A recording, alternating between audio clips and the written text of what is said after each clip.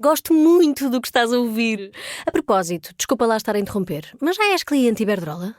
Como não? Então tens de ouvir antes isto. Quem fica na Iberdrola ganha mais. Descontos, vantagens, ofertas e só por aderir ganha 100 euros. Se a poupança e a energia verde também são música para os teus ouvidos, liga 800 500 500. Iberdrola. É meia-noite.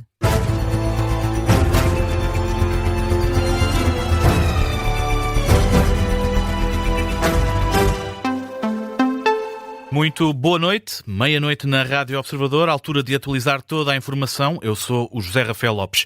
António José Seguro defende que há uma maior necessidade de transparência sobre o trabalho da Procuradoria-Geral da República. Já Catarina Martins aponta fragilidades à Amadeu Guerra. O trabalho da PGR foi um dos destaques do frente a frente entre os dois candidatos à presidência da República. António José Seguro recordou mesmo o caso da admissão de António Costa do cargo de Primeiro-Ministro devido a uma investigação da PGR. O candidato apoiado pelo PS diz que são necessárias mais explicações por parte da Procuradoria-Geral da República.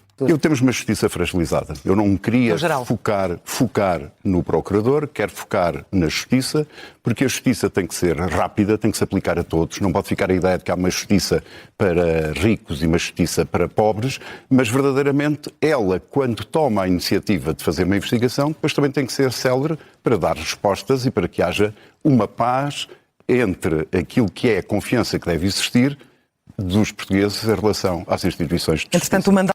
Já a Catarina Martins apontou falhas na comunicação e nas ações do Procurador-Geral da República. A candidata apoiada pelo Bloco de Esquerda admite que esperava mais decoro por parte de Amadeu Guerra. Confesso que achava importante que o Procurador-Geral da República, e isso uma Presidente da República deve fazer imediatamente, comece a ter uma outra ação face ao que está a acontecer. E eu lembro que há afirmações que um Procurador-Geral da República não pode fazer. O Procurador-Geral da República não pode dizer que vai dar uma prenda de Natal a um Primeiro-Ministro, não pode culpar jornalistas por uma fuga de segredo de justiça, não pode perseguir os jornalistas por isso, enfim, e tem que dar explicações ao país. Catarina Martins no frente a frente com António José Seguro na SIC.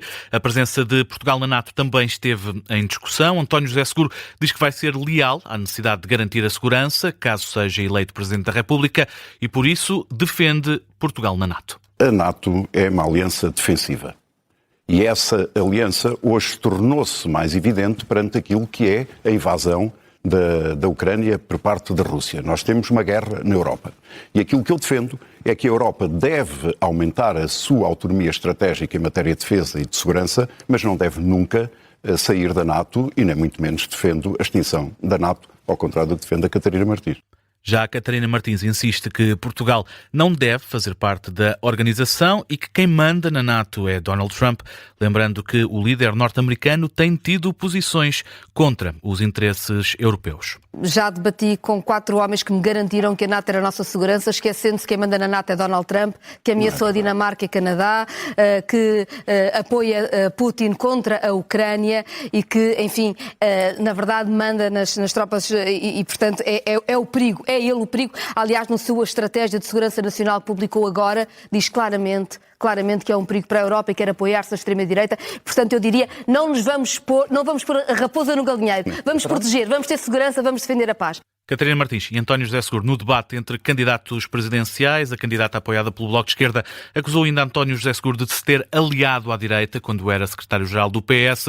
Já Seguro ripostou, afirmando que em momentos de grande dificuldade fez o que era responsável e melhor para os portugueses. Amanhã há novo duelo entre candidatos presidenciais, desta feita entre João Coutinho Figueiredo e também Luís Marques Mendes.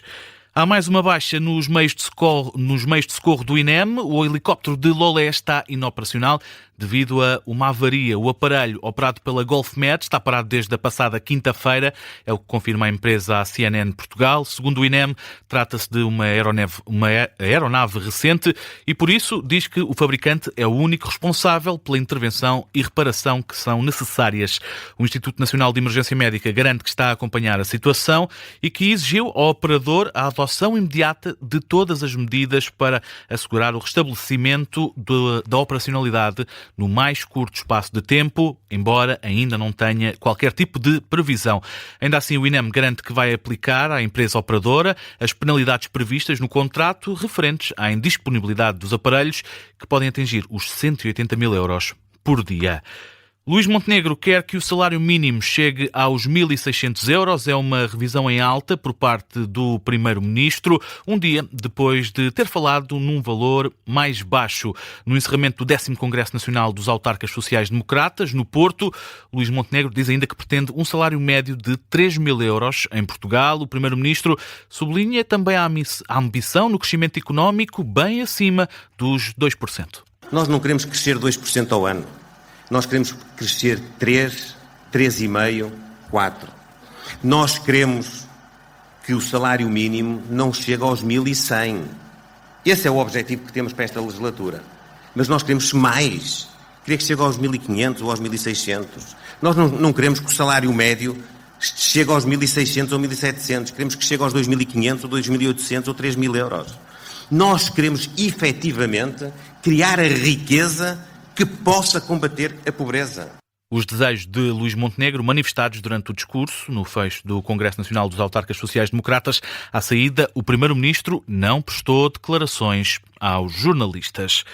O secretário-geral do PS diz que as mudanças à lei laboral propostas pelo Executivo ofendem os jovens e as mulheres portuguesas. José Luís Carneiro vai ainda mais longe nas críticas ao governo, aponta falhas também para as populações mais vulneráveis. O secretário-geral do PS diz que o modelo do governo não é o correto para milhares de famílias em Portugal, daí a crítica de que é uma ofensa para quem trabalha. As medidas laborais apresentadas pelo governo, volto a repetir, contrariamente ao que disse o líder parlamentar, sem que tivesse estado no programa eleitoral nas últimas eleições legislativas, são medidas que ofendem os jovens trabalhadores, que ofendem as mulheres trabalhadoras, que ofendem as populações mais vulneráveis e que também ofendem as famílias. As críticas de José Luís Carneiro à margem de uma reunião do Secretariado Nacional do PS. Os socialistas insistem nas farpas ao pacote de alterações à lei laboral apresentado pelo Governo. Pacote esse que tem estado em discussão e que levou à convocação de uma greve geral para dia 11 de dezembro. André Ventura diz que se fosse o Chega a governar não haveria greve geral na próxima semana. O presidente do partido assegura que um executivo liderado pelo Chega teria sido capaz de encontrar entendimentos com os sindicatos. André Ventura acusa o governo de desrespeitar quem trabalha. No entroncamento, o líder do partido Chega critica ainda a proposta de lei do trabalho. Diz que há falta de atenção às condições dos portugueses. É hora de começarmos a proteger quem trabalha. Eu vou-lhe dar um exemplo. A questão do trabalho por turnos, do trabalho extraordinário e dos despedimentos. Nós devemos ter uma lei do trabalho que promova o investimento, a modernização, mas não devemos ter uma lei do trabalho que tire direitos a quem trabalha por turnos. Pelo contrário, deve valorizar quem trabalha por turnos. Deve valorizar quem trabalha de forma extraordinária, em trabalho extraordinário. E não devemos ter uma lei laboral que seja um bar aberto de despedimentos. Palavras de André Ventura no entroncamento, aqui um registro da SIC Notícias. Ainda à margem desta intervenção sobre questões laborais, o presidente do Chega apontou falhas na gestão das fronteiras e nos aeroportos por parte do governo. Vamos até à atualidade internacional. O presidente da Turquia pediu a Nicolás Maduro que mantenha o diálogo com os Estados Unidos numa altura em que o presidente norte-americano dá sinais contraditórios sobre possíveis ataques à Venezuela. Erdogan destaca a importância de manter aberto os canais de diálogo entre os dois países. É o que sai de uma conversa telefónica entre os líderes dos dois países. O presidente turco, citado pela AFP, terá expressado ainda esperança sobre um acalmar da tensão entre os dois países. Desde setembro que os Estados Unidos mantêm um destacamento naval e aéreo em águas das Caraíbas, próximas da Venezuela. As tropas norte-americanas estão num estado de prontidão com o pretexto de combater o tráfico de droga. Donald Trump já chegou a admitir ataques terrestres no território da Venezuela. Em Gaza, o Hamas diz que está pronto para entregar as armas desde que as forças de Israel se retirem do terreno. Ainda assim, o grupo extremista deixa claro que apenas o fará se for para entregar as armas a uma autoridade palestiniana que governe a faixa de Gaza. E sublinha também que a entrega das armas precisa de uma retirada total por parte de Israel. A informação é dada à AFP por um dos líderes do Hamas, que assegura que o grupo está apenas armado para se defender da agressão e da ocupação por parte de Israel. O grupo lembra ainda que está a favor da entrada de forças da ONU como forças de separação entre a faixa de Gaza e Israel, mas ressalva o Hamas que é preciso respeitar o cessar-fogo. E vamos fechar no desporto. Portugal já conhece o calendário de jogos que vai ter no Campeonato do Mundo no próximo ano. A seleção portuguesa vai jogar em Houston e em Miami durante a fase de grupos. A caminhada de Portugal começa no dia 17 de junho, frente ao vencedor do Play-off FIFA, que ainda não é conhecido, apenas será conhecido em março. Esse jogo está marcado para as 6 da tarde. Na segunda jornada do Grupo K, Portugal enfrenta o Uzbequistão, de novo em Houston, também às 6 da tarde. A seleção fecha depois da fase de grupos com a Colômbia, jogo em Miami, que arranca quando for 00:30. Isto são tudo horas de Portugal continental. Importa também recordar que o Campeonato do Mundo joga-se entre 11 de junho e 19 de julho do próximo ano. Os Estados Unidos, o México e o Canadá são os anfitriões deste Campeonato do Mundo. Está tudo dito neste jornal. Da minha parte é tudo. A informação volta a ser atualizada quando for 00:30, já com edição da Beatriz Félix.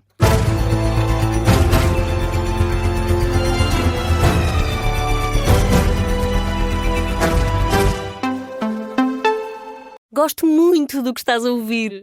A propósito, desculpa lá estar a interromper, mas já és cliente Iberdrola?